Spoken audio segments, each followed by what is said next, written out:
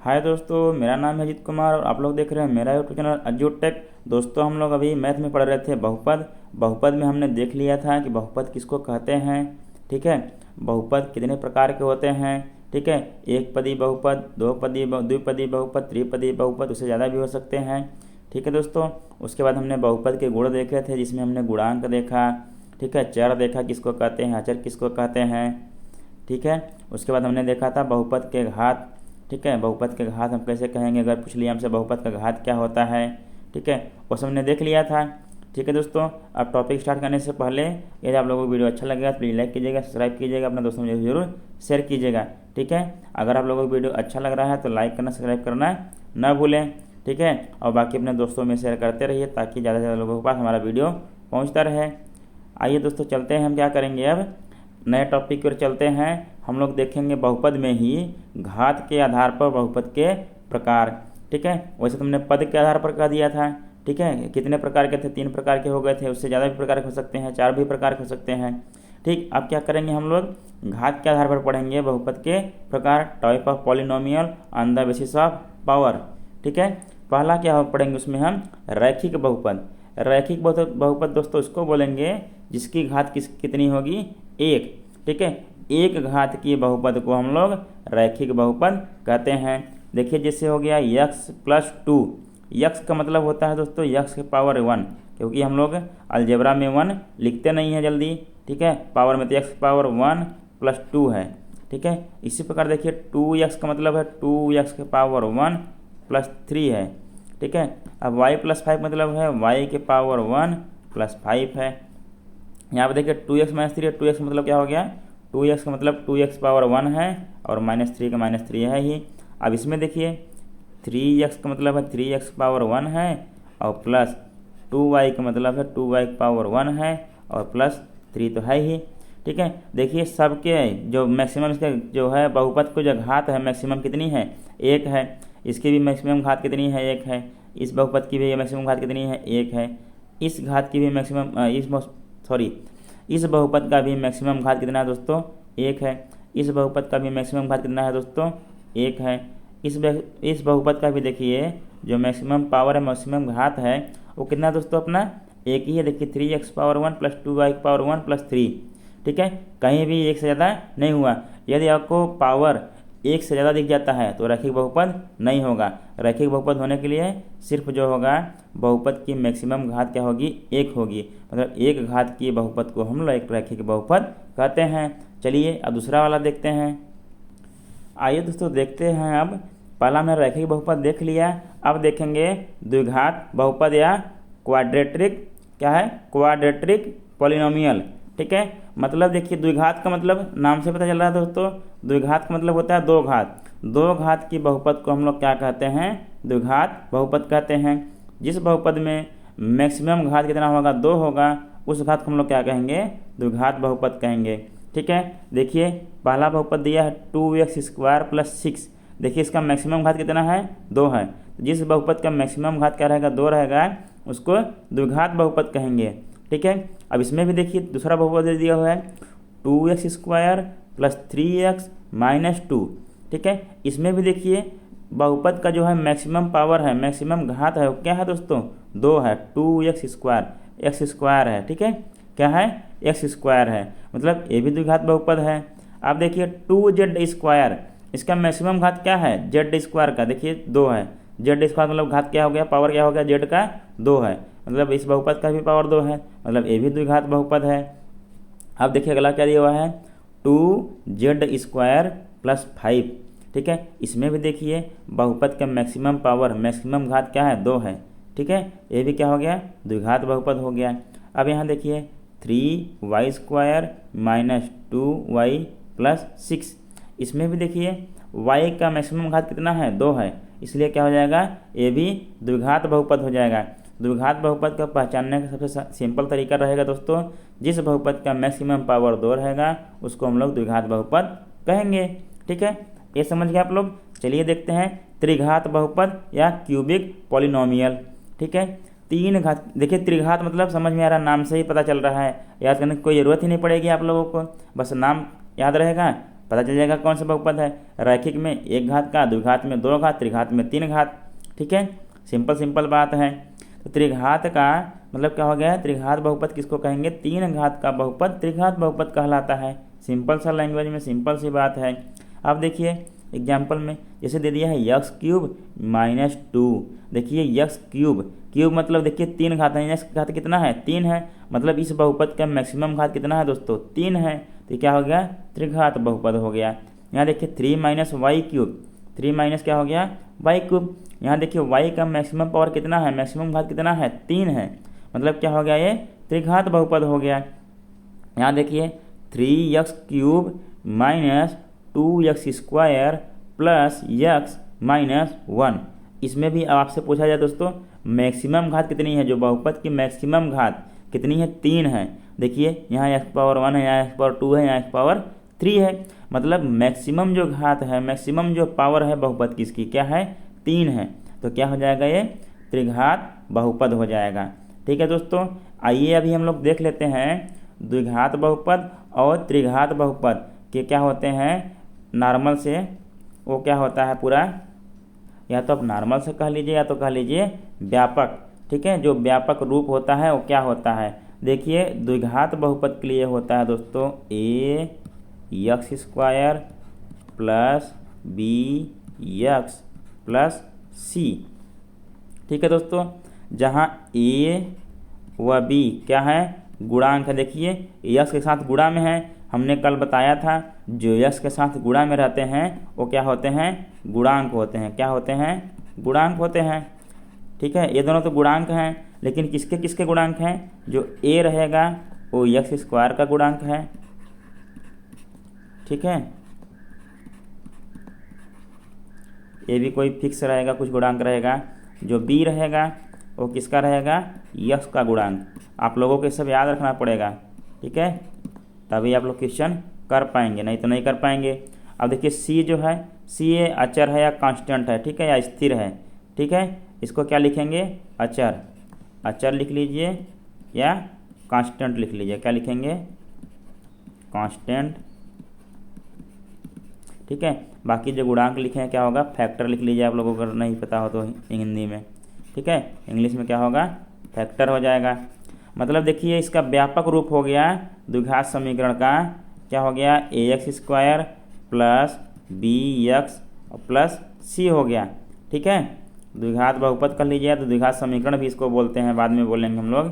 ठीक है, द्विघात बहुपद का व्यापक रूप हो गया ax² plus bx plus c, जहाँ a और b क्या है, गुणांक हैं, लेकिन जो a है वो x² का गुणांक है, जो b है वो x का गुणांक है।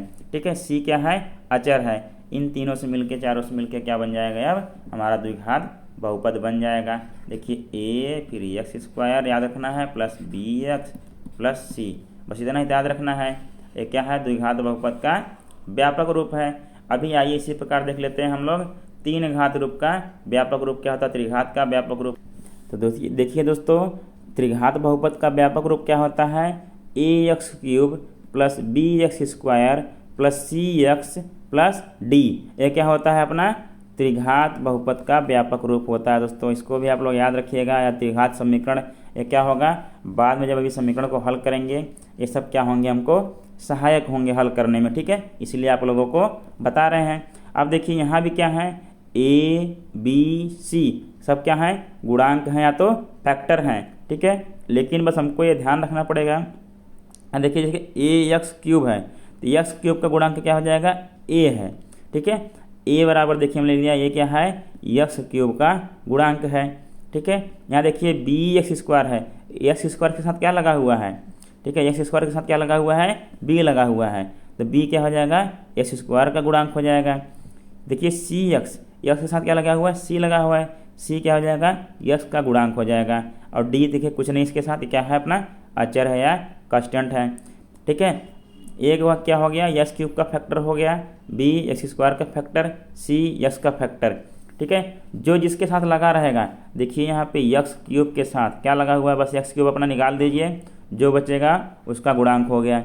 यहाँ से x² निकाल दीजिए, जो बचेगा उसका गुणांक हो गया। यहाँ से x निकाल दीजिए, जो बचेगा x का गुणांक हो जाएगा। इसी प्रकार जब हम लोग समीकरण हल करेंगे उसी प्रकार वहाँ से गुणांक निकालने में आपको आसानी होगी। कभी कभार क्वेश्चन डायरेक्ट पूछ देता है कि क्वेश्चन दे दिया जैसे 3x³ प्लस 2x² और प्लस 5x और प्लस 6 कुछ भी दे दिया, आपसे पूछ लेगा x³ का गुणांक बताओ। ठीक है, x³ का गुणांक क्या है, x³ का गुणांक। ठीक है, अब आपको पता नहीं रहेगा ऐसे तो कैसे याद करेंगे, तो x³ का गुणांक जब पता रहेगा आप ऐसे x³ को यहाँ से निकाल देंगे, जो बचेगा इसका गुणांक हो जाएगा, मतलब 3 हो जाएगा। आपसे पूछ लेगा x² का गुणांक बताओ, x² का गुणांक पूछ लिया। ठीक है दोस्तों, अगर आप लोगों से x² का गुणांक पूछ लिया तब क्या करेंगे, आप कह देंगे x² निकाल दो इसमें से, जो बचेगा क्या हो जाएगा, गुणांक हो जाएगा, मतलब क्या हो जाएगा इसका 2 हो जाएगा गुणांक। कोई पूछ लिया आपसे x का गुणांक बताओ, ठीक, x का गुणांक पूछ लिया, x का गुणांक क्या बताएंगे, इसमें से x निकाल देंगे, जो बचेगा वो क्या हो जाएगा, इसका गुणांक हो जाएगा, मतलब 5 हो गया इसका गुणांक। अच्छा, अपना क्या है दोस्तों, ये तो अचर है या कांस्टेंट है। अब आपसे कोई गुणांक के बारे में पूछेगा, गुणांक निकालना पूछेगा, आप लोग बता लेंगे, अच्छे से बता लेंगे। ठीक है, चलिए आगे बढ़ते हैं, आगे देखते हैं क्या है अपना टॉपिक। दोस्तों, जो हमने अभी व्यापक रूप पढ़ा है त्रिघात का और द्विघात का, जैसे हमने पढ़ा ax² plus bx plus c, इसमें जो है दोस्तों a कभी भी 0 के बराबर नहीं होना चाहिए, a is not equal to 0 होना चाहिए, क्योंकि a बराबर अगर 0 कर देंगे तो क्या हो जाएगा, x² 0 हो जाएगा। ठीक है, जब x² 0 हो जाएगा तो समीकरण कहाँ से बचेगा दोस्तों, बचेगा bx प्लस c बचेगा। ठीक है, मतलब रैखिक समीकरण बन जाएगा। ठीक, तब द्विघात समीकरण नहीं रह जाएगा। ठीक है, जैसे मान लीजिए अभी आपको पहले लिख दिए, अगर 1 लिख दिए, फिर x² लिख दिए प्लस 1 इंटू x लिख दिए प्लस 1 कर दिए।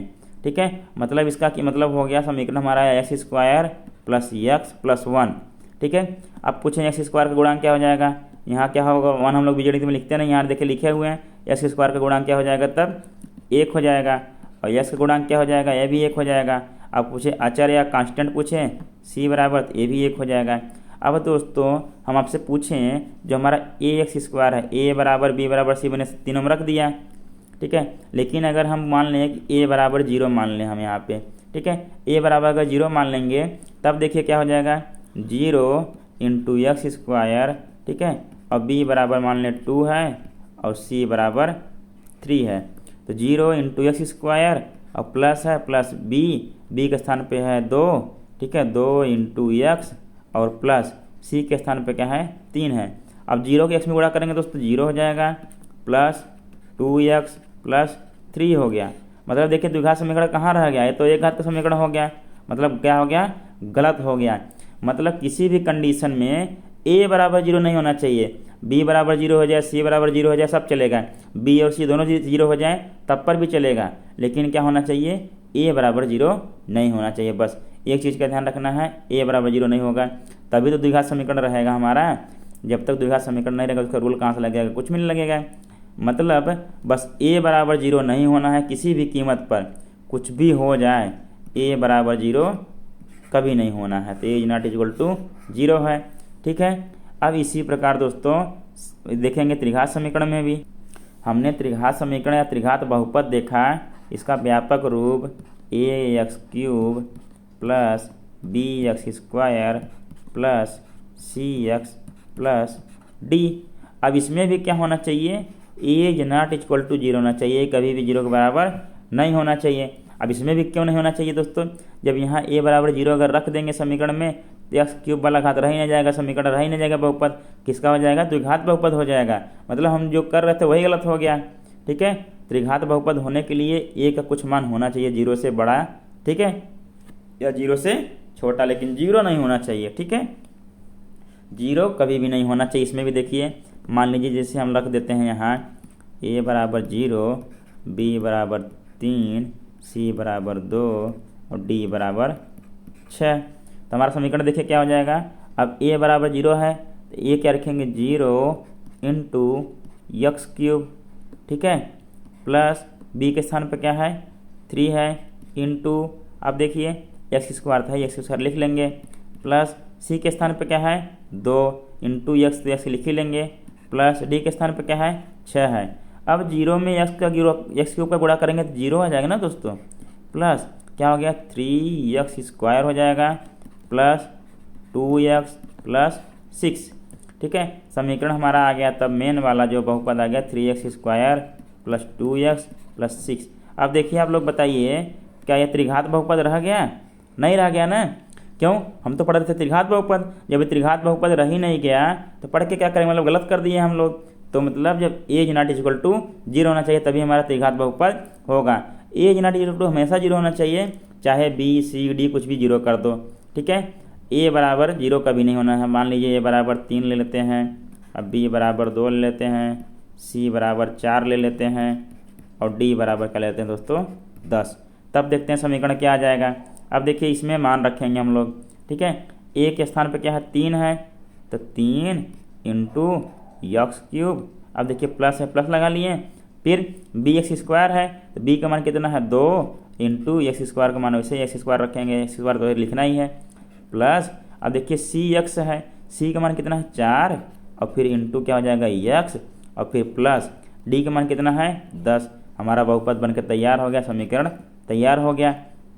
अब देखिए 3x³ प्लस 2x² हो जाएगा प्लस 4x प्लस 10। ठीक है दोस्तों, अब बताइए हमको बहुपद की मैक्सिमम घात कितनी है? 3 है ना। मैक्सिमम घात कितनी आ गया बहुपद का? 3 आ गया। अब क्या है, ये त्रिघात बहुपद है। ठीक है, तो कंडीशन आपको हमेशा याद रखना है कि a बराबर 0 नहीं होना है, बाकी कुछ भी 0 कर दीजिए। ठीक है, a बराबर 0 मत कीजिए, बाकी कुछ भी कर दीजिए, क्योंकि x³ भी आएगा ना तब पर भी क्या होगा, ये त्रिघात बहुपद होगा। ठीक है, अकेले भी आएगा तब पर भी त्रिघात बहुपद होगा, क्योंकि बाकी के मान हमने 0 कर दिए हैं। ठीक है, मतलब जब x³ आया इसका मतलब क्या हो गया, a बराबर 1 है क्योंकि यहाँ 1x³ है, बाकी का भी हो जाएगा b बराबर 0, c बराबर 0 और d बराबर 0। सबके जब a बराबर 1 रख के बाकी सबके बराबर जब 0 किए हैं तब जाके हमारा क्या आता है, x³ आता है, 1x³ या x³ आता है। ठीक है दोस्तों, त्रिघात बहुपद निकालने का तरीका जान गए हैं। ठीक है, अगर b c d तीनों 0 कर देंगे तो हमारा क्या आएगा, a बराबर 1 रख देंगे तो x³ आएगा। ये भी क्या होगा, एक त्रिघात बहुपद होगा। ठीक है, इससे कन्फ्यूजन नहीं होना कि इतना सारा नहीं आया तो क्या हो, त्रिघात बहुपद नहीं है। 3 घात जहाँ भी दिखा मैक्सिमम घात, बाकी कोई पद दिखे न दिखे तो क्या होगा, त्रिघात बहुपद होगा। बस उसका क्या होता है, व्यापक रूप होता है ax³ plus bx² plus cx plus d। इसके लिए हमको अध्ययन करने के लिए सब आसानी होगा। जैसे हमको समीकरण बनाने के लिए देगा, जैसे वैल्यू हमको दे देगा a b c d का वैल्यू दे देगा और बोलेगा कि समीकरण ज्ञात कीजिए या बहुपद ज्ञात कीजिए, तो हम लोग क्या करेंगे, इसी में वैल्यू रखेंगे या बहुपद ज्ञात करेंगे। ठीक है, लेकिन a बराबर 0 नहीं होना चाहिए, चाहे त्रिघात बहुपद हो या द्विघात बहुपद हो। ठीक है दोस्तों, चलिए आगे बढ़ते हैं। आइए दोस्तों देखते हैं, हमको एक बहुपद दिया है px। px का मतलब होता है, देखिए दोस्तों p का मतलब हो गया पॉलिनोमियल, क्या हो गया, पॉलिनोमियल। ठीक है, और x का मतलब है जो चर रहेगा इसमें x रहेगा, मतलब px। इसी प्रकार जैसे py देता है, मान लीजिए py, तो यहाँ हो जाता तब y² माइनस 3y माइनस 4। ठीक है, इसी प्रकार आपको लगा देता है pz। ठीक है, pz तो क्या हो जाता है यहाँ z² माइनस 3z माइनस 4। ठीक है, जो भी देगा, जो भी पॉलिनोमियल देगा, जो भी बहुपद देगा, वो आपको अगर देखिए p का मतलब क्या हो जाएगा, यहाँ पॉलिनोमियल हो जाएगा जो आपको ब्रैकेट में देगा। ठीक है, ब्रैकेट में जो देगा वही क्या रहेगा, चर रहेगा। वो जो बहुपद का रहेगा क्या रहेगा, चर रहेगा। ठीक है, तो वही मतलब px मतलब x चर का वो बहुपद है। क्या है ये, x चर का बहुपद है। py का मतलब है y चर का बहुपद है। ठीक है, और क्या हो जाएगा, z का मतलब है z चर का बहुपद है। इसको कैसे लिखेंगे शॉर्टकट में, px py pz। अगर px लिखा है दोस्तों तो मान लीजिए जो चर रहेगा, चर राशि क्या रहेगी, x रहेगा। बहुपद मतलब जो बहुपद रहेगा उसमें चर राशि जो रहेगी x रहेगा।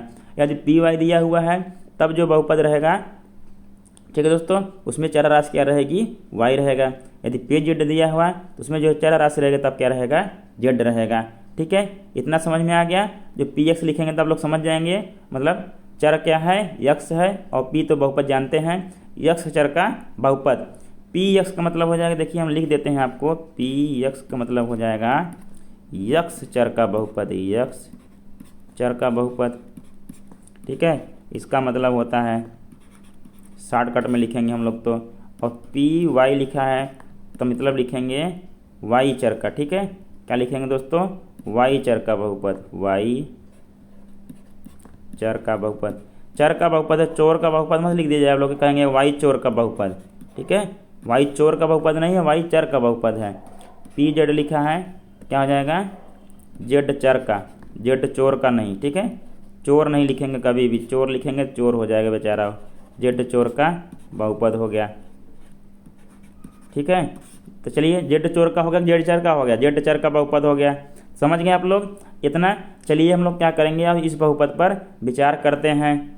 ठीक है, तो चलिए दोस्तों इसमें क्या करेंगे हम लोग, यक्स का डिफरेंस मान रख के देखेंगे कि क्या वैल्यू आ रहा है। अब मान लीजिए पहले हमने रख दिया कि x बराबर 2 रख दिया, क्या रख दिया, x के स्थान पे 2 रखेंगे, तब देखते हैं बहुपद का क्या मान आता है, मतलब p, अब x बराबर क्या रख दिया 2, मतलब p2 हो जाएगा।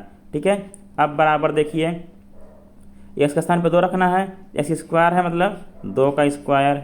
ठीक है, अब माइनस है, -3 है, 3 लिख दिया, इंटू x के स्थान पे क्या रखना है, 2 रखना है, 2 रख दिया, फिर से माइनस है, फिर माइनस लिख दिया, फिर क्या लिख दिया, 4 लिख दिया। ठीक है दोस्तों, समझ में आ रहा है आप लोगों को। अब देखिए बराबर क्या हो जाएगा, 2 का स्क्वायर क्या होता है दोस्तों, 4 होता है, 2 दूना 4 होता है। अब देखिए माइनस है, माइनस लगा दिया, 3 दूना क्या हो जाएगा, 6 हो जाएगा, और यहाँ फिर माइनस है, माइनस लिख दिया, फिर 4 लिखा, 4 लिख दिया। अब देखिए यहाँ -6 है, यहाँ -4 है, तो दोनों को जोड़ेंगे क्या हो जाएगा, -10 हो जाएगा।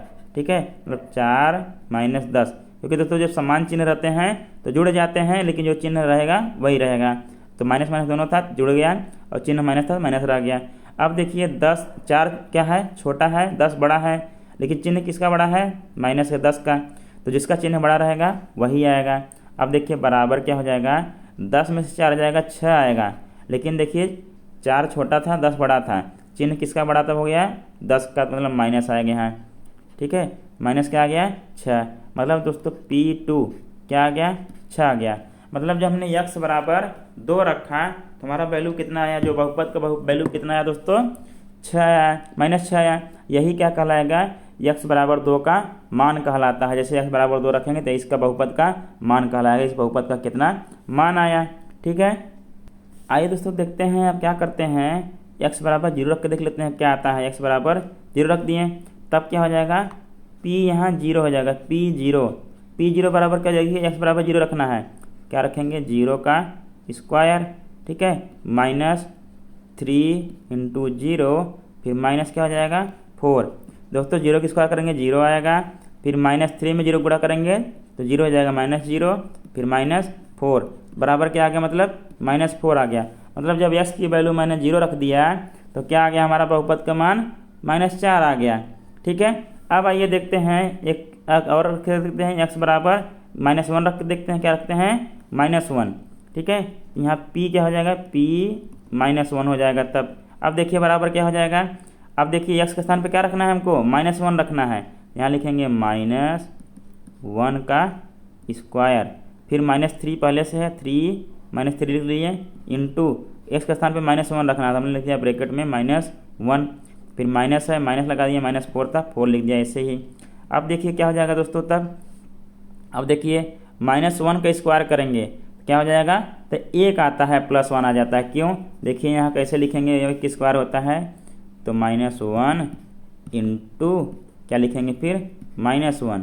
ठीक है, जब माइनस में माइनस गुणा होता है दोस्तों प्लस हो जाता है, और 1 में गुणा करेंगे 1 ही आएगा, मतलब -1 का स्क्वायर क्या आ जाएगा, अपना 1 आ जाएगा। ठीक है दोस्तों, -1 का स्क्वायर कितना आएगा, 1 आएगा। कैसे आएगा समझ गए, चलिए यहाँ लिख दिया हमने 1। ठीक है, अब देखिए यहाँ माइनस है, ठीक है, यहाँ भी क्या है, -1 है, यहाँ -3, यहाँ -1, देखिए इसमें गुणा होगा, माइनस में माइनस गुणा होगा तो क्या हो जाएगा, ये भी क्या हो जाएगा, प्लस हो जाएगा, तो क्या हो जाएगा, 3 1 का 3, और यहाँ क्या है, -4 पहले से है। अब देखिए +1 है, +3 है, तो बराबर क्या हो जाएगा, 4, और फिर -4 में है ही, तो बराबर क्या आ गया, देखिए p -1 इसके बराबर क्या आ गया, अब इसका वैल्यू क्या आ गया, 0 आ गया। क्या आ गया, 0 आ गया। जब हमने p मतलब x बराबर -1 रखा तो जो बहुपद का वैल्यू था वो 0 आ गया। ठीक है दोस्तों, आइए अभी एक मान पे और भी 0 होता है। हमने बताया था कि जितने घात का बहुपद होता है उसके उतने ही हल होते हैं। 2 घात का बहुपद है, इसके 2 हल होंगे। आइए दूसरा हल देखते हैं क्या होगा। आइए अब देखते हैं x बराबर 4 रख के। ठीक है, x बराबर 4 रखेंगे दोस्तों, क्या हो जाएगा तब यहाँ p4 हो जाएगा। अब बराबर देखिए 4 का स्क्वायर करना है, 4 का स्क्वायर हो जाएगा, फिर -3 है, इंटू एक्स के स्थान पे क्या रखना है, 4 रखना है, फिर माइनस क्या रखना है, 4। अब देखिए बराबर क्या हो जाएगा, 4 चौको 16 हो जाएगा, 4 का वर्ग, फिर माइनस देखिए 3 चौको 12, फिर माइनस क्या है, 4 है।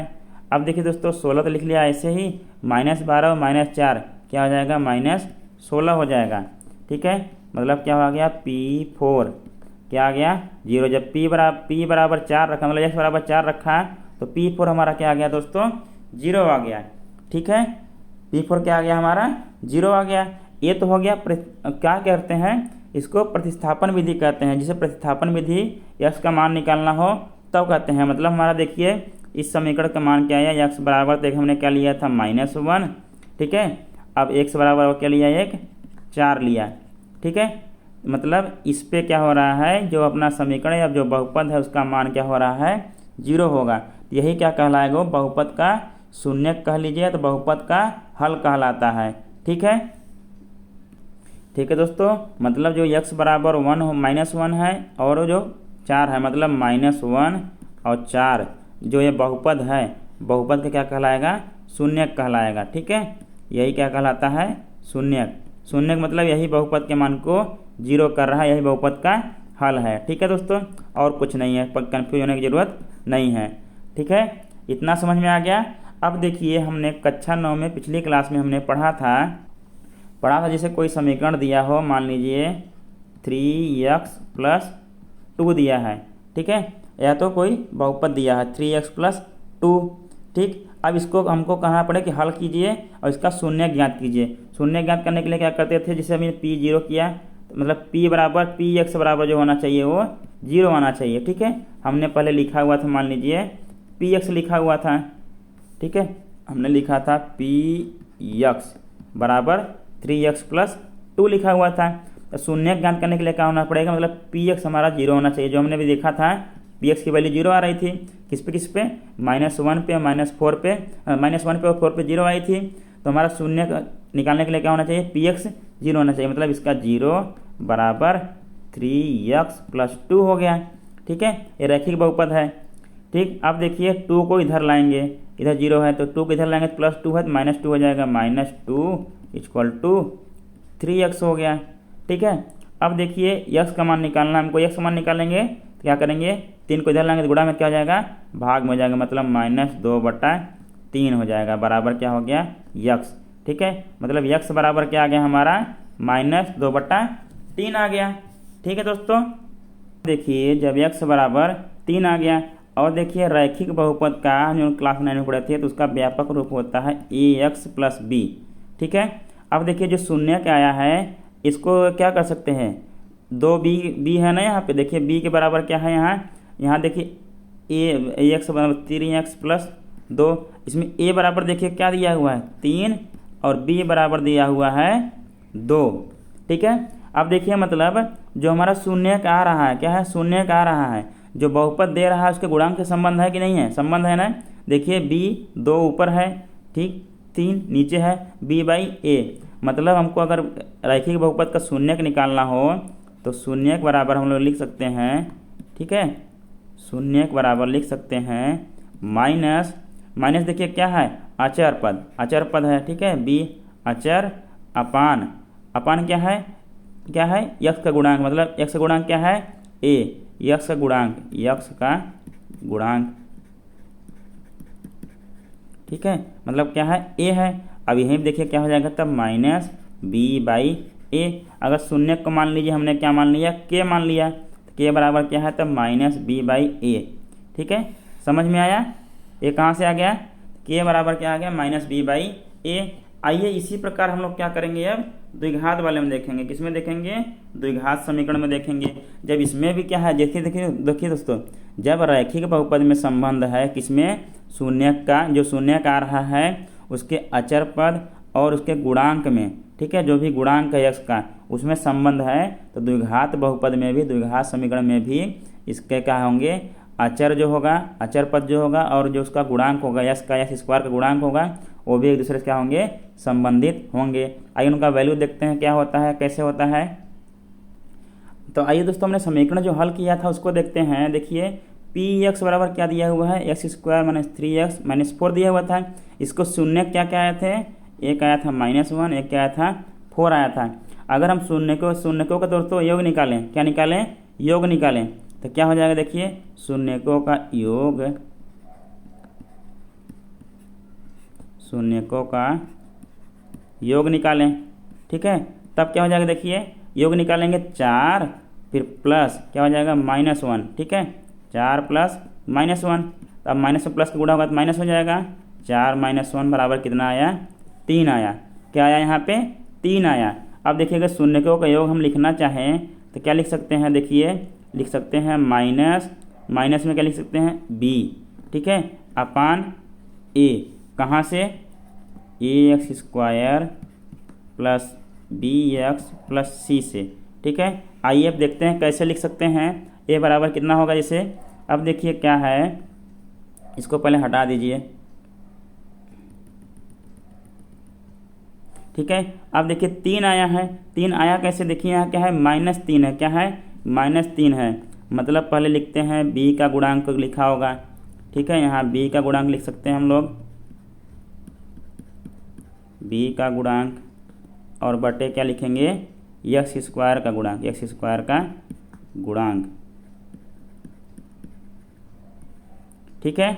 अब देखिए यहाँ पे b का गुणांक है, लेकिन कितना है, देखिए b का गुणांक क्या है, यहाँ पे -3 है, क्या है, -3 है, क्या है, -3 है, अपान, ठीक है, एक्स स्क्वायर गुणांक क्या है, 1 है, लेकिन देखिए हमारा क्या आया है, लेकिन 3 आया है, लेकिन तब क्या होना चाहिए, फार्मूले में यहाँ माइनस होना चाहिए, क्या होना चाहिए, माइनस, ठीक है, मतलब तब आएगा, यहाँ क्या हो जाएगा, अब देखिए माइनस हो गया, अब 3 का गुणांक क्या हो जाएगा, माइनस, फिर माइनस माइनस क्या हो जाएगा, प्लस हो जाएगा, 3 का गुणांक तब आ जाएगा, 3 आ जाएगा, ठीक है दोस्तों, इतना हो गया। अब इनका अगर क्या करें, गुणनफल करें, शून्यकों का गुणनफल करें, तब क्या होगा, देखिए 4 गुणे -1, क्या हो जाएगा, -4। अब क्या होगा, देखिए यहाँ होता है इसका फार्मूला अचर पद, ठीक है, अपान एक्स स्क्वायर का गुणांक, ठीक है, अचर पद क्या है, -4 है, और एक्स स्क्वायर गुणांक क्या है, 1, बराबर क्या आया, -4 आया। गुणांकों में संबंध है ना दोस्तों। आइए हम फार्मूला लिखते हैं, बाकी क्या करेंगे नेक्स्ट लेक्चर में समझेंगे अच्छे से, अभी आप लोगों को ज़्यादा समझ में नहीं आ रहा होगा, कंफ्यूज हो जा रहे होंगे, तो आइए हम लोग फार्मूला लिख लेते हैं, बाकी नेक्स्ट लेक्चर में समझेंगे। तो देखिए दोस्तों हमारा क्या हो गया, शून्यकों का योग, शून्यकों का योग क्या हो गया, माइनस में यक्स का गुणांक अपान एक्स स्क्वायर का गुणांक, मतलब -b/a, ठीक है, शून्यकों का गुणनफल अचर पद अपान एक्स स्क्वायर का गुणांक मतलब c/a। अब देखिए कैसे आया, किससे आया है, ax square plus bx plus c से आया है। देखिए क्या है, देखिए क्या है, x का गुणांक क्या है, b है, तो माइनस यहाँ b लिख दिए, इसलिए -b/a हो गया, एक्स स्क्वायर गुणांक क्या था, a था। अब देखिए क्या है, शून्यकों का गुणनफल बराबर क्या होता है, अचर पद अपान एक्स स्क्वायर का गुणांक, अचर पद क्या हो गया, c हो गया, अपान क्या हो गया, a हो गया, एक्स स्क्वायर का गुणांक, ठीक है दोस्तों। अब मान लीजिए हम लोग क्या करते हैं, शून्य को क्या मान लेते हैं, हम लोग शून्यक को मान लेते हैं अल्फा और बीटा, माना शून्यक, माना शून्यक क्या है, अल्फा व बीटा है, ठीक है। तब क्या हो जाएगा, देखिए शून्यकों का योग हमको अब लिखना होगा, सीधा सीधा लिखेंगे अल्फा प्लस बीटा बराबर क्या हो जाएगा दोस्तों, अब अल्फा प्लस बीटा बराबर -b/a और अल्फा इंटू बीटा, तब क्या हो जाएगा, c/a, ठीक है। इस चीज़ को आप लोग याद रखेंगे, हम लोग फार्मूला लिख चुके हैं। अब क्या करेंगे, नेक्स्ट लेक्चर में इसको अच्छे से समझेंगे, हल करेंगे। अभी आप लोगों को थोड़ा कम समझ में आया होगा, जब फार्मूला बताएं तब समझ में आया होगा, ठीक है। अब बाद में क्या करेंगे, हल करेंगे अच्छे से। अब देखिए जो हमने अभी ये लिखा था x² - 3x और क्या था, और क्या लिखा था हमने, -4। अब इसमें मान रख के देखिए वही आएगा जो हमने निकाला था, alpha plus beta. Alpha plus beta देखिए -b माइनस, ठीक है, अब माइनस लगा दिया। अब b का मान देखिए -3 है, क्या है, -3 है, ठीक है, इतना हो गया अपान a का मान कितना है, 1 है। अब देखिए अल्फ़ा प्लस बीटा क्या आएगा, माइनस माइनस गुणा हो जाएगा 3/1 बराबर क्या आएगा, 3 आएगा। अब देखिए अल्फ़ा इंटू बीटा, देखिए क्या था, c/a, c बराबर क्या है, -4 है, अपान a क्या है, 1 -4। अभी हमने देखो शून्य का योग निकाला था तो -4 आया था, सॉरी मैंने शून्य का गुणनफल निकाला था तो -4 आया था, जब शून्य का योग निकाला था क्या आया था, +3 आया था। अब दोस्तों आप लोग कहेंगे सर ये -3, b का मान -3 कैसे आया, क्योंकि हमारा दोस्तों समीकरण होता है ax² + bx + c। हमारा व्यापक समीकरण क्या होता है, a होता है, ठीक है, लेकिन हमको क्या मिला है, x² - 3x - 4। इसको हम लोग क्या करेंगे, इसके रूप में लिखना हो तो हम लोग क्या करेंगे, देखिए यहाँ देखिएगा, तो x² तो ऐसे लिख दिए, फिर प्लस लिखना है तो ब्रैकेट में क्या लिखेंगे, -3 फिर इंटू x लिखेंगे, ठीक है। अब देखिए यहाँ भी प्लस लिखना है, प्लस फिर ब्रैकेट में क्या करेंगे, -4। तब देखिए अब क्या करेंगे, जिसे इतना लिख सकते हैं कि नहीं लिख सकते, लिख सकते हैं, क्योंकि देखिए माइनस में प्लस गुणा करेंगे फिर से माइनस हो जाएगा, और यहाँ भी माइनस में प्लस गुणा करेंगे फिर से माइनस हो जाएगा, मतलब फिर से हमारा आ जाएगा x², देखिए माइनस में प्लस गुणा करेंगे तो -3x आ जाएगा, और यहाँ भी माइनस में प्लस गुणा करेंगे फिर -4 आ जाएगा, ठीक है, ये आ जाएगा हमारा। लेकिन हमको लिखना कैसे है, देखिए बन गया ना, x² यहाँ लिख दीजिए, 1 लिख लीजिए, देखिए ax² + bx + c। अब देखिए a का मान यहाँ से क्या आ जाएगा, a बराबर क्या आएगा हमारा, 1 आएगा। अब b बराबर क्या आएगा, तब यहाँ -3 आएगा, और c बराबर क्या आएगा, तब हमारा -4 आएगा, ठीक है दोस्तों। ऐसे आप समीकरण जब बनना सीखेंगे तब समझ में आएगा, ठीक है, क्योंकि हमको व्यापक रूप हमेशा हमको याद रखना है, हमेशा किसी में कन्वर्ट करना है, व्यापक रूप में कन्वर्ट करना है हमके समीकरण को, ठीक है, तब हम लोग हल कर पाएंगे। अब आप लोगों को समझ में आ गया होगा कि इसके गुणांकों में और क्या है, बहुपद में क्या संबंध है, ठीक है, मतलब गुणांकों में शून्यक में कुछ संबंध है। तो माने शून्यक हमने अल्फा बीटा मान लिया, तो शून्यकों को अल्फा प्लस बीटा = -b/a और अल्फा इंटू बीटा = c/a, क्योंकि जो हमने वैसे निकाला था योग करके और ऐसे दोनों क्या हैं, सेम है, ठीक है, जो मान निकाल रहा है ऐसे। अब कैसे पता करना होगा, इसे हमेशा सब करेंगे, ठीक है दोस्तों, क्योंकि हमारा व्यापक समीकरण होता है ax² + bx + c, ठीक है, दिया क्या था, x² - 3x - 4। इसको इस रूप में लिखने के लिए x² हमारा ऐसे दिया है, फिर हमको प्लस लगाना है तो ब्रैकेट में -3 लिख देंगे इंटू x, देखिए फिर देखिए प्लस, फिर ब्रैकेट में क्या लिख देंगे, -4, और यहाँ 1 लिख देंगे। अब देखिए अब कंपेयर कीजिए, ax² + bx + c, ठीक है। अब देखिए कंपेयर करेंगे तो देखिए ax² क्या है, यहाँ 1x² है, तो a बराबर यहाँ क्या आएगा, 1 आएगा। देखिए b के स्थान पर क्या देखिए यहाँ -3 है, b बराबर क्या है, -3 है, प्लस c के स्थान पर देखिए क्या बचा, तब c बराबर तब -4 बचा, ठीक है। इस प्रकार करेंगे तो आप लोगों को समझ में आएगा, ठीक है। अब हमारा शून्य क्या आया था, एक -1 और एक आया था 4। जब शून्य को योग निकालेंगे तो -1 + 4 बराबर क्या आएगा, 3 आएगा, और डायरेक्ट फार्मूले से निकालेंगे, देखिए अल्फा प्लस बीटा = देखिए -b फार्मूले में था तो -b के सामने क्या फिर से माइनस है, -3/1। अब क्या हो जाएगा, देखिए माइनस में माइनस गुणा होगा 3 हो जाएगा, और बटा 1 तो 3 होगा। देखिए शून्यकों के यहाँ से भी बराबर आया है, यहाँ से भी बराबर आया, मतलब गुणांकों का और शून्यकों का कुछ न कुछ संबंध है, जो हमने सिद्ध कर लिया, देख लिया है, ठीक है दोस्तों। वीडियो को स्किप मत कीजिएगा, अगर वीडियो जरा सा भी स्किप करेंगे बिल्कुल नहीं समझ में आएगा बहुपद, ठीक है। चलिए बाकी के जो बच्चे हम लोग नेक्स्ट लेक्चर में देखेंगे, क्या क्या टॉपिक है, क्या क्या हमको पढ़ना है दोस्तों। धन्यवाद, ऐसे हमारे साथ बने रहिए, हमारा वीडियो देखते रहिए, लाइक कीजिए, सब्सक्राइब कीजिए, अपने दोस्तों में शेयर करते रहिए, धन्यवाद।